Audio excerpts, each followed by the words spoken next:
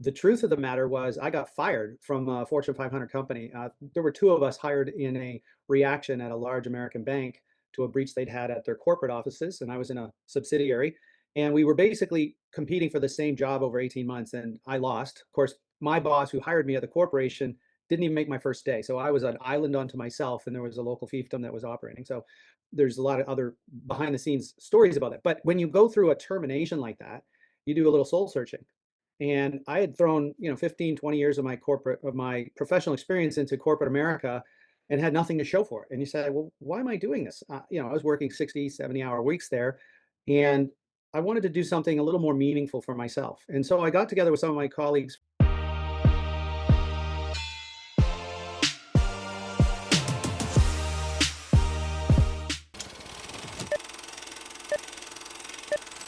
Welcome to another episode of Efani Features. And for this episode, I have Craig from CyberHoot. And so let's get right to it. Craig, why don't you start by giving a overview of what you've been doing for the last 1 or 2 decades? Thank you. Thank you. And it's very nice of you to say 1 to 2 decades. Truth be told, 30 plus years ago, I got a degree up in Canada in psychology and realized pretty quickly then didn't want to do a PhD. So I got out into the workforce and landed my first job at a firewall vendor back in the very early days of what we now know as the internet. There was no World Wide Web back then. I worked in security for about 5 years to through 2020 or 2001 when I got my CISSP. So that's going on almost 25 years of the de facto standard for cybersecurity professionals. About 10 years ago, after working in Fortune 500 for, better part of a decade and a half, I founded CyberHoot. I co-founded it. I have three other amazingly talented individuals working with me to build this company that we've created. And this is an amalgamation, if you will, or if you think of a Venn diagram, it's, on one side is psychology, education, cybersecurity, and in the middle, where they all overlap, is what we've built at CyberHoot, a positive reinforcement approach to teaching cyber literacy skills to the world. And we hope to do that to 1 billion people before we're all said and done. But that's our mission. That's where I've been, what I've been doing. And, we're experiencing some pretty amazing success doing that. Okay, now it sounds like there's a couple of you. So what was the trigger where the few of you got together? Because it's hard enough to get, one other person to agree on some kind of, Yeah. mission, but you've got a couple people that have agreed. So what was the trigger to get this small group going to found this? The truth of the matter was I got fired from a Fortune 500 company. There were two of us hired in a reaction at a large American bank to a breach they'd had at their corporate offices, and I was in a subsidiary. And we were basically competing for the same job over 18 months, and I lost. Of course, my boss who hired me at the corporation didn't even make my first day. So I was an island unto myself, and there was a local fiefdom that was operating. So there's a lot of other behind the scenes stories about that. But when you go through a termination like that, you do a little soul searching. And I had thrown, 15, 20 years of my professional experience into corporate America and had nothing to show for it. And you say, well, why am I doing this? I was working 60, 70-hour weeks there, and I wanted to do something a little more meaningful for myself. And so I got together with some of my colleagues from another gig we had back at Computer Sciences Corporation. And you could say the rest is history, but it wasn't as, a light switch. We turned on and said, we're going to build a company and this is what it's going to look like. We all had day jobs and we sort of skunk works this for the first 3 to 4 years. When we saw that we had something, there was some traction. We had a better approach to teaching cybersecurity skills. We decided, about 5 to 7 years ago, somewhere in the neighborhood of 6 or 7 years ago, to go all in on this. And we resigned from our day jobs and took this on full time. And we've been very happy with the results.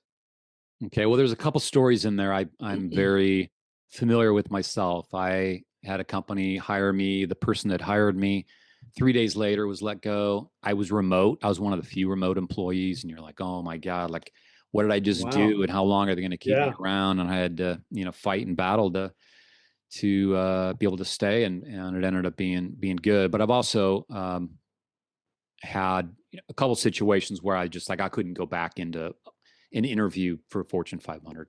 Like if you work for these companies, you realize the loyalty is not two different ways, right? And so if you're going to spend that time, then you might as well build something for yourself or with somebody else, and build it for a team. So totally understand that.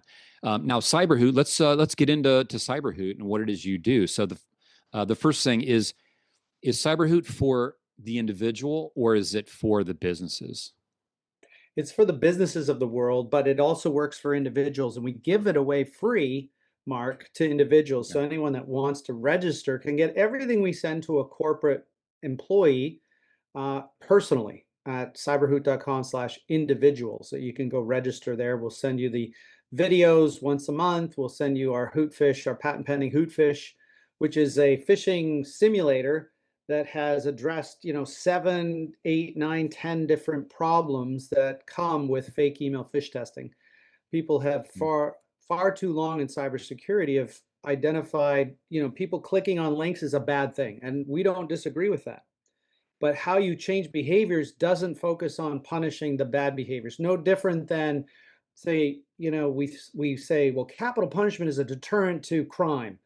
And there's all kinds of studies that say that never works. Yes, people don't like to be in prison for life or be executed for whatever reason, but it does not act as a deterrent to the crimes being committed. That's the same thing in corporate America. If you are sending fake email messages to people, shaming them, punishing them when they failed and they click on a link by accident, for not really knowing any better, not having been taught or learning how to identify and avoid that, you're not really going to change their behaviors. You're going to actually lead to a disengaged employee base. They will give up trying and they'll just forward everything to IT to ask, is this a phish? Is that a phish? Because I can't figure it out. And I'm not going to spend the time because you keep slapping me on the wrist when I make mistakes. That is like the 20th century approach to cyber literacy training. The 21st century is going to be, and you'll mark my words when you hear this and think about it in the future, it's rewarding the good behaviors we want to see more of. That is what psychology says changes behaviors. You want to see it, you got to reward it, identify it, and have people internalize it. And that's what CyberHoot's Hootfish platform does. We filed a patent on it. It is very well received because it doesn't erode goodwill between your IT department and your employees. This is supposed to be a win-win relationship, right? They help me do my job better, faster, more efficient with the tools I need. But then every once in a while, we throw this fake email in that tricks us. We fail, we get embarrassed. We have a meeting with HR, with our boss. That doesn't work. That is a negative. There becomes an adversarial relationship, especially when they get it wrong. Like sometimes you can be the best of intentions, but you see this throughout all sorts of social media accounts, whether it's on Reddit or Facebook or elsewhere. My IT department sent this awful, devious, terrible, end of year bonus email, and we all deserved it, and we clicked on it, and everybody failed. Now we're ready to quit. It can be so easy to get it wrong, and it doesn't work. There's 2 empirical research studies in the last 4 years that say it doesn't work. If anything, it leads to more clicks because people are being taught the wrong things. So we've flipped it on its head, but we've used 75 years of psychology where B.F. Skinner 75 years ago said behaviors that are reinforced are repeated. It's that simple. So if we want to do it right in cybersecurity, we need to take and learn from these multidisciplinary approaches, Mark, and reward the good behaviors that prevent the clicks from starting. Absolutely. If you don't use the incentive to get people to get trained in cybersecurity, it's always when you roll out security. Otherwise, everybody spends all their time figuring out how do I get around the security. Right. And Yeah. We all have you mentioned just before we got started, Mark, you worked from home in a previous role or even during this call. yeah, And a lot of times you can't print on your work computer, right? You got to work from home. You got to look at these things. Some people want paper. I'm a paper guy. I'm analog paper, everything. But if I can't print, what am I going to do? What does everybody do? Send it to your personal email, bring it down to your home computer, print it then. Now you've got this exposed data that no one knows about, or maybe you have a DLP and someone gets slapped on the wrist for it. But you're right. People try to work around the safeguards we put in place when they don't understand why they're there or what, the importance of them, or we don't empower them with tools that work the way they need to work. Okay, great. So this free opportunities, awesome. And before we get into the business side of things, uh, just wanted to sort of remind people that, and I don't know how many people are paying attention to these scam centers. And so, like Mhm. Cambodia news over on the other side of the world is exploding right now, and they basically kidnap people. Some of the people are legitimate scammers that come from other parts of the world, but they're basically entrapping people inside of what looks like almost like prisons, and they're getting these people to email, to um, send text messages, anything they can do to get people to react, steal information from them. And the biggest part of this news, I think that's capturing the attention of people in the U.S. is the $15 billion that the U.S. government is confiscating back, and that's Mhm. part of these scam center groups that are just their entire goal is to try and rip companies off, rip individuals off, and the Bitcoin is just one aspect of many, many things they're trying to steal from everybody. And so Mhm. they've got people that speak English, and they give them U.S. mobile numbers. They give them Australian, UK numbers to text and to email and get people. It's called they call it pig butchering, which is Yep. to fatten the pig over time. And so this kind of training that where people can learn like what not to do. It's pretty important.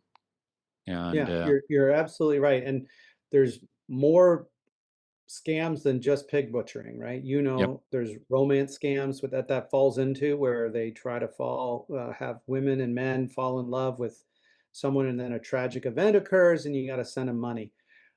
There's also the toll violations that everyone listening to this has gotten probably multiple times. Pay this toll, or else you'll be, your fine will double. My mom got one of those, and she said, "But I drove on this 407, highway in Canada, and I have to pay it." And my brother told her, "No, it's a scam. You don't pay it." But I drove on the 407. She was convinced that she yeah. probably had incurred that ticket or that fine.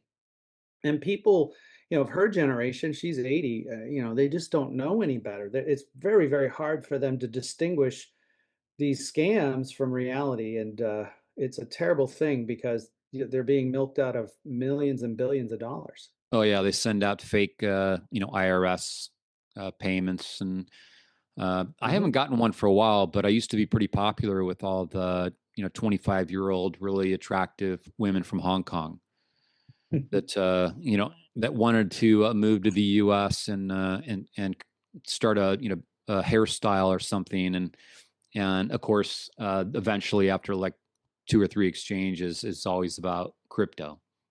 Hmm. And they would try Yeah. and lead you to that path. But I knew what was going on from the very beginning. But I was curious one time. I just wanted to see like what kind of scam this is going to be and where's it going to Oh, head. And yeah. within like 2 minutes, it went right to crypto from romance type thing to I want to do a beauty store in the U.S. to hey, are you into crypto?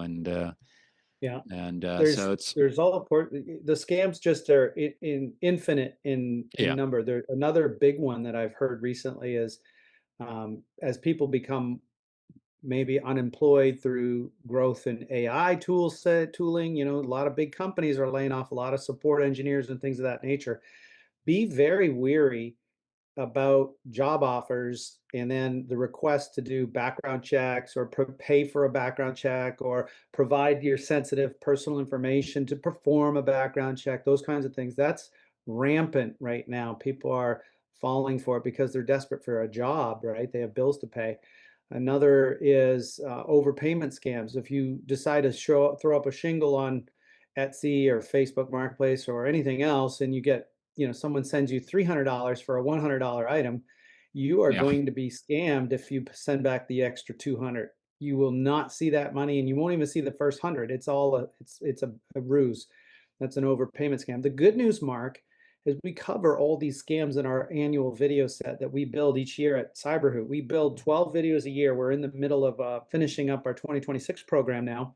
But last year we had ishing scams. So ishing meaning phishing, vishing over the phone system, Mm. smishing via SMS, and QR code, quishing. Yeah. If you go to pay for parking in a major city and there's a sticker on the sign, don't do it. You're going to be scanning a code that'll bring up a payment portal that looks like the vendor you're talking about, and it's right there, but you won't be paying the vendor. You'll be paying a hacker, Yeah. and then you'll get a ticket on top of it. Insult to injury, you'll get a parking ticket, or your car won't be there; it'll be towed. Um, so those things happen. We cover all that stuff in our annual videos to help both personally and professionally protect people, because it's all really boils down to the same thing: social engineering delivered in different sheep's clothing, right? Absolutely. Well, That's after COVID, all the like menus for Buffalo Wild Wings and all of that have gone to hmm QR, and they'll put the QR on hmm the table. Anytime anyone expects me to use a QR, I'm always scratching it just to make sure like there's no little thin layer that somebody put a sticker right over it, because you can duplicate it. You can put somebody's logo right in the middle of the right. QR code, and it'll look as real as anything, but you scan it, pay it, and it's not going to them, Yeah, and it's going to the hacker's hands. And once you pay it, it's hard to get it back.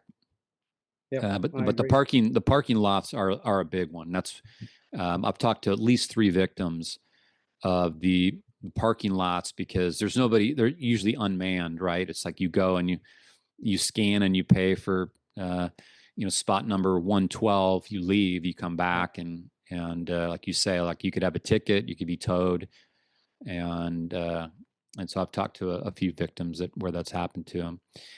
So now Usually we there's a mobile app there. Just to finish that point, there's usually a mobile app. So if you can use the mobile app and you get it from the App Store or Google Play Store, you're probably okay. I don't want to scare you into not doing things that you could otherwise do.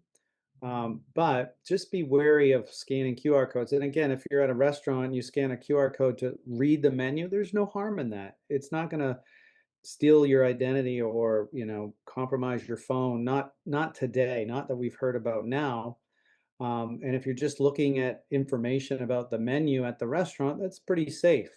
But if it suddenly prompts you to pay for your meal, that's a different story altogether. You would want to yeah. confirm that with the waitress or the establishment. Yeah, one of the reasons why I look to see if there's a sticker is because if I was a quisher hack, if I was that type of person, then I would set up a website like Buffalo Wild Wings. I would call it buffalowildwing.com. Yeah, And so when yeah, you scanned it, it exactly. would Oh, take you, you're good. and then you own that domain, so you would just forward it to the real one. Yep. And so now there's that split second that, unless you're like looking at your phone and looking for it, that's the opportunity for them to try and take information from your phone or potentially plant something on your phone. But I think it's hmm probably extremely rare and may not be happening. But if I was a nefarious person, that would be something I would probably look into. And I don't want to give anybody any ideas, but there's all kinds of scams. But this is great that you have a free one, hmm and so even go check that out and get trained individually. Now, for the paid version, is that hmm where you get in? Is that for the businesses primarily? Yes. Yeah. Okay. Well, we typically sell through a reseller channel of managed service providers. We're also open to partnerships that bring our tooling into other security platforms. We've had signed a few of those, and it seems to be very appropriate given some of our calling card differences. We're pretty unique in the industry about where we focus on rewarding good behaviors, gamification, high engagement methods of teaching these skill sets. One of the biggest challenges in cybersecurity today is apathy.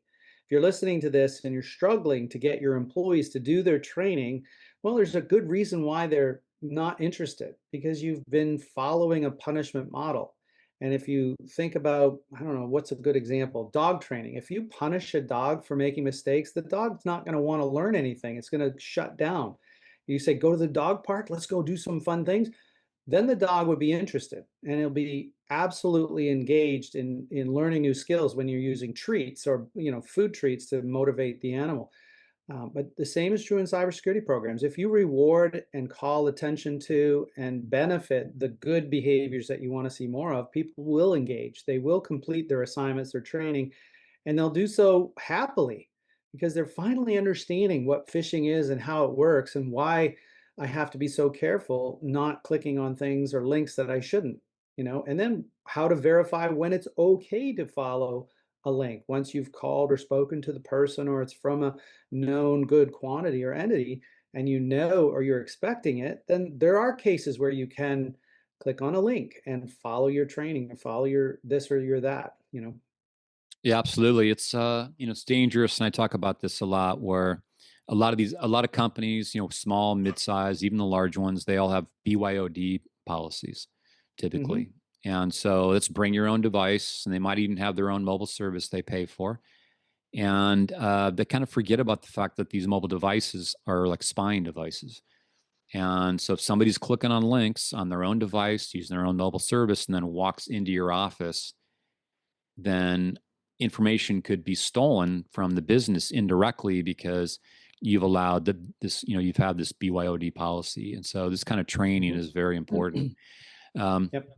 Now, it sounds to me like if the majority of your business is coming from MSPs, so if somebody's watching this and they're like they run like IT or responsible for working with the MSP, then they can just ask their MSP, hey, why don't you reach out to CyberHoot and Yes. see if this can be provided to us through that MSP. Yeah. We do go direct. If you're a Okay.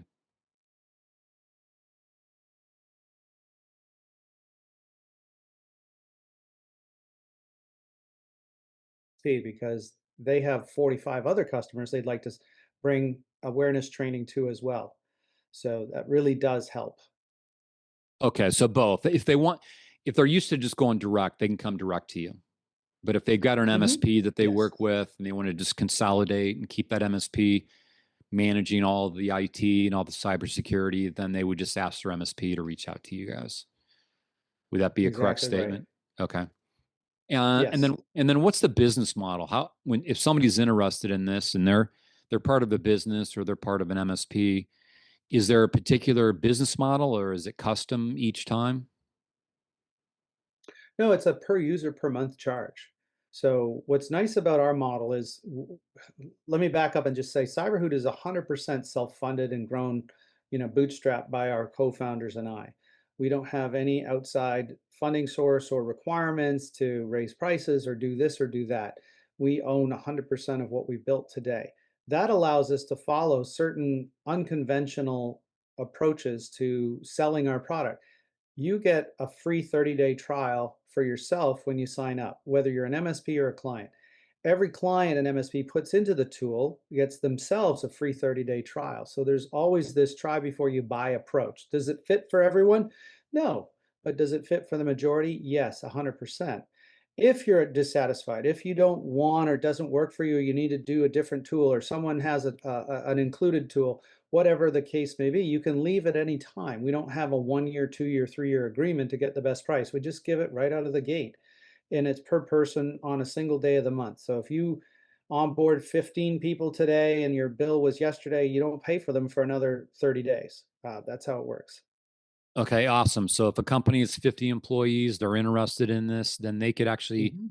get a free month for all 50 of those employees and then decide whether this is something that they want to keep doing. Exactly right. Okay, awesome. Now, is there one, two, or three questions that you get that just are repetitive that you'd like to, answer and put it out there so that you don't have to get that same question every time? Well, that's an interesting question. Yeah. So from two perspectives. One is about our tool, but I think I've just answered it. Like, do we have to sign up for a year to get the best price, et cetera? The answer is no, it's month to month. You can leave at any time.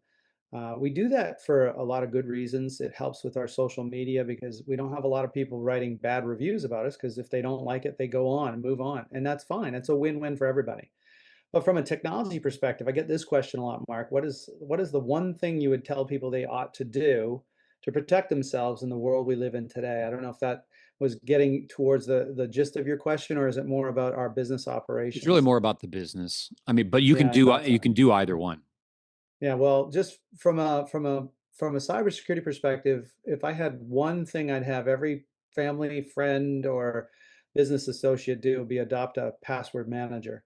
That is the one true benefit that so few people are taking advantage of, and it's going to help even as we move away from passwords towards passkeys. But that's not the gist of your question, so we'll move on from there. But if you're listening to this, really take a good look. Go to our blog at cyberroot.com/blog and search for, password manager, and you'll get a bunch of articles on how to find and pick one.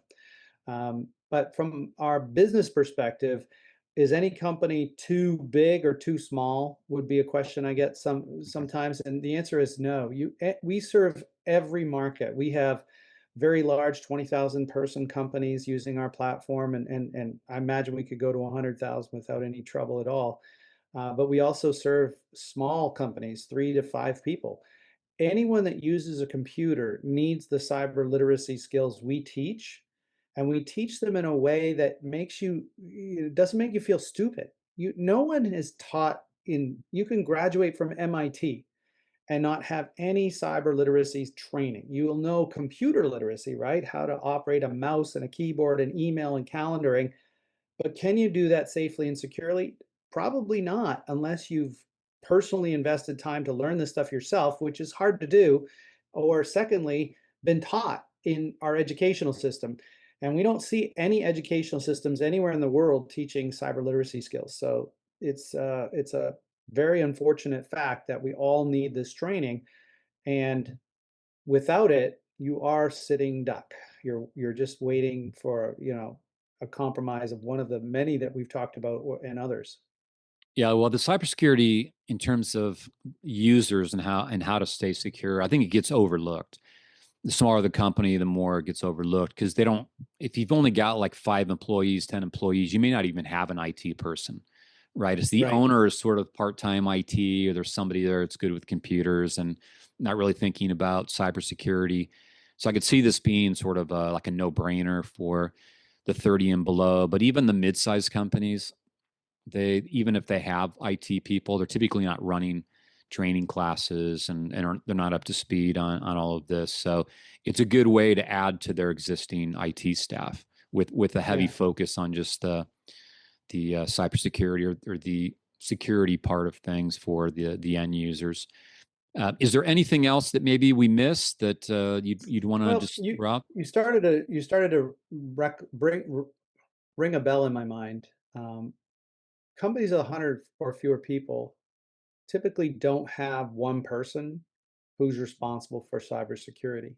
It's, they're in IT, and cybersecurity is an IT problem, right? But no, it isn't. It's a everyone problem. It's the CEO, CFO, it's the board of directors above that problem. And unless you treat it as everyone's problem, it often and too often gets put on the IT person. Well, their job is to protect us from ourselves, right? But what we know, and you've probably seen this same statistic, Mark, is about 90%, up to 90% of breaches are tied back to a human error of some Yeah. kind. So what I get asked often enough is, Craig, aren't we too small to be targeted? And I'll tell you honestly, no. Most companies, even people with 10 employees have cyber insurance or something that could be leveraged in a ransomware event. And what hackers have learned is that the smaller companies of 10 to 100 employees are the softest targets. They have the most insurance coverage, they have the most money sitting in bank accounts that could be converted into a ransomware payment. And unfortunately, cybersecurity is like mental health. It goes underreported. So there's hundreds of times more breaches that occur that we just never hear about. Right now, the UK government just put $1 billion into Range Rover because they are dead in the water. They can't manufacture, they can't build, they can't ship. And it's the biggest company, one of the biggest companies in the world, hit with ransomware. But for every Range Rover, there's tens of thousands, if not hundreds of thousands of small businesses that are impacted by ransomware each day. So don't ever make the mistake of thinking you're too small to be attacked. You will be attacked, you will be breached, and you will struggle to recover.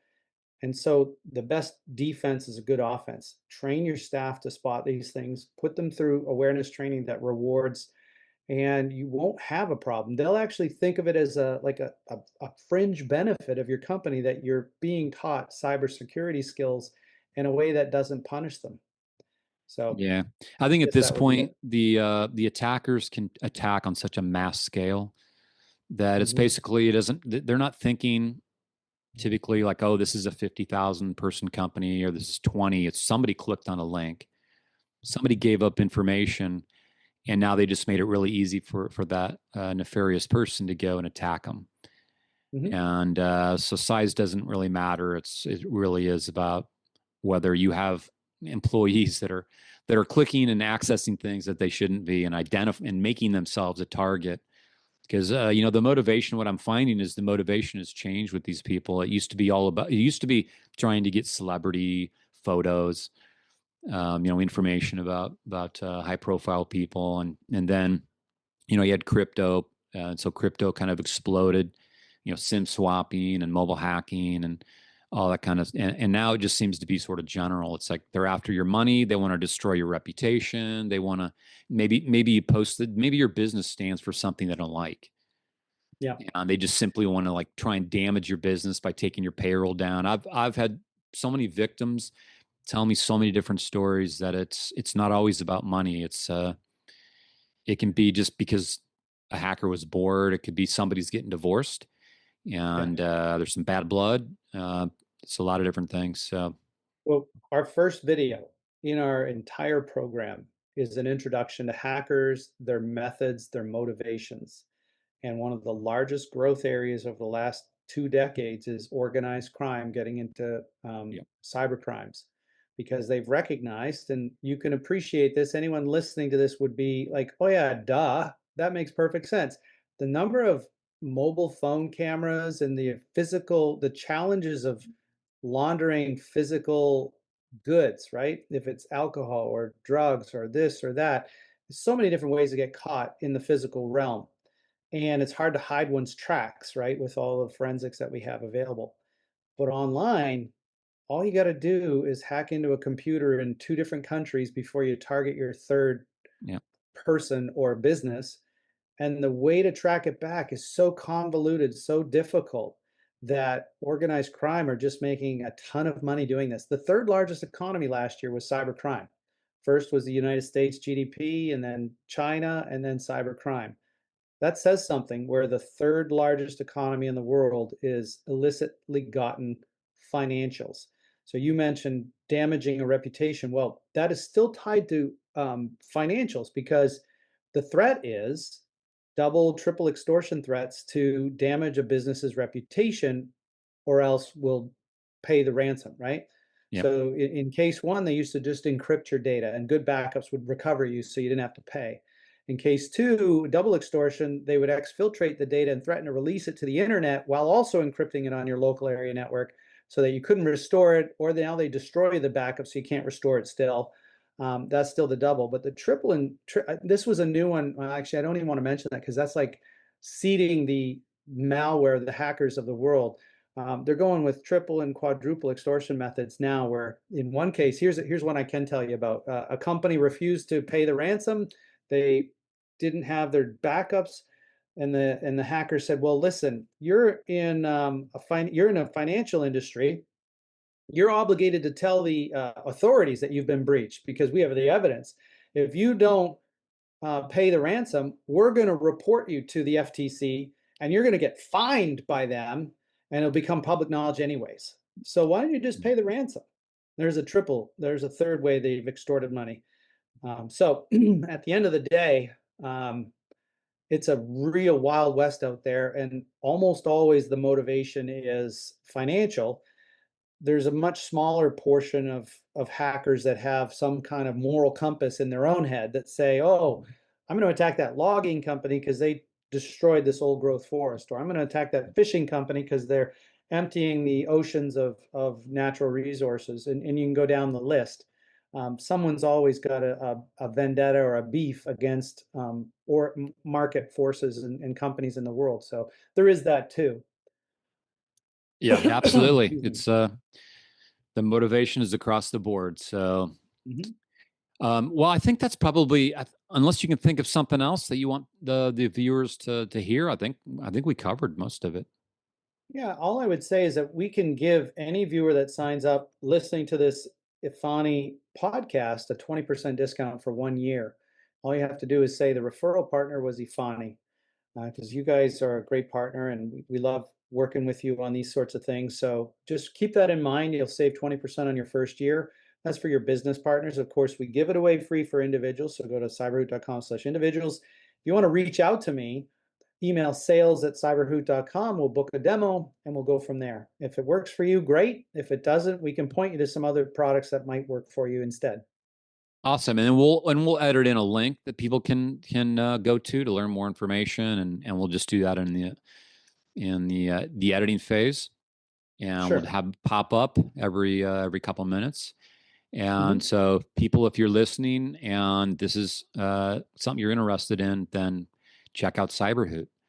So, Craig, I really appreciate you coming on, and hopefully, the right people will be watching this, and they can Mhm. get secure, and they can get secure, private, whatever you're looking for.